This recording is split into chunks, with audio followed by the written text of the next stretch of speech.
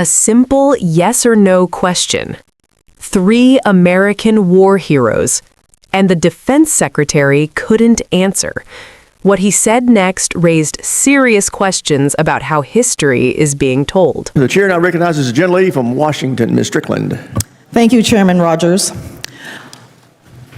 I represent Joint Base Lewis McChord, home to over 40,000 active duty service members and their families.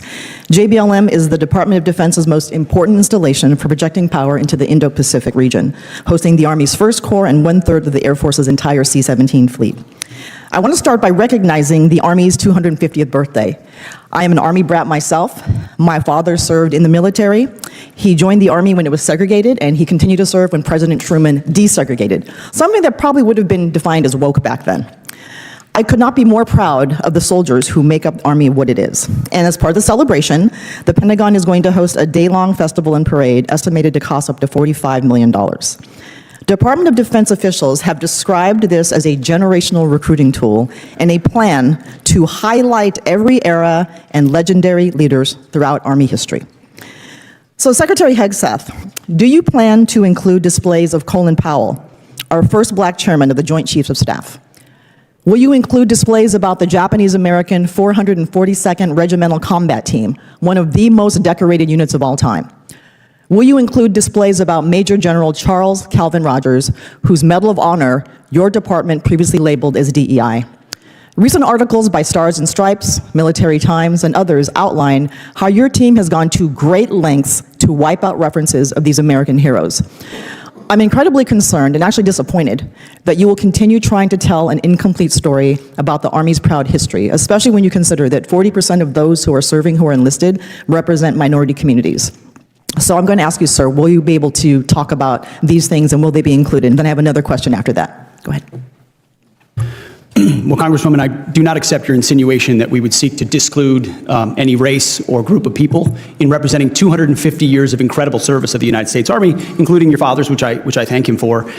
We're proud that we're going to put on full display the Army's military might 250 years on, which is a demonstration of American freedom, power, and commitment. And I agree. Are these 3 people that I mentioned going to be included in this celebration? This is a parade demonstrating military might, capabilities through the years, including to today. Yes, and there will be exhibits. So will these folks be included, sir? Well, I think you'll be heartened to know that the Secretary of Defense is not involved in choosing individual exhibits in the celebration, but our team has put in a great deal of effort to make sure the Army's history is well represented. And I'll say this, as a part of the reason I'm sitting right here and I put on the uniform is a parade that went through my parents' hometown in Wanamingo, Minnesota. Blink and you miss it, nothing farm town. Absolutely. Now, I'm talking about the exhibition, sir. It made me proud. I'm talking about the exhibition. Are you going to include Colin Powell, the Japanese-American 442nd, or Major General Charles Calvin Rogers? That's my question. I'm sure we will include a cross-section of a lot of incredible Americans and possibly all of them, too. I have no idea. So you have no idea, or I'm going to take that as a no. All right, next question. Let's talk about Ukraine and Russia. So we know that Russia started this war. They have long been an adversary of the United States. And at the same time, you heard the president make some really interesting comments, not including Russia in the widespread random tariffs. So I think one question I will ask you as we talk about wanting peace, because we all agree that's a desired outcome, do you and the president support surrender to Russia by Ukraine as your definition of peace? Ma'am, no one has talked about surrender. We're talking about a negotiated peace. So does that mean that you're okay with Russia keeping this territory that they're trying to take so they can march on to one of our NATO allies?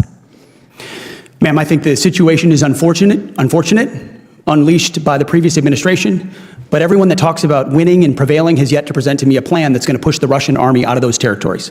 So, sir, I appreciate you talking about the previous administration often, but we are now in this administration. So as the person who serves at the pleasure of the U.S. president, do you believe that Russia is a true adversary, and is your definition of peace going to be surrender of Ukraine from this invasion? Ma'am, I've never said surrender, and we're prepared to negotiate what we hope will be a lasting peace. Thank you. I yield back. Gentlelady yields back. Chair. This wasn't just about a parade. It was about who gets remembered and who gets left out.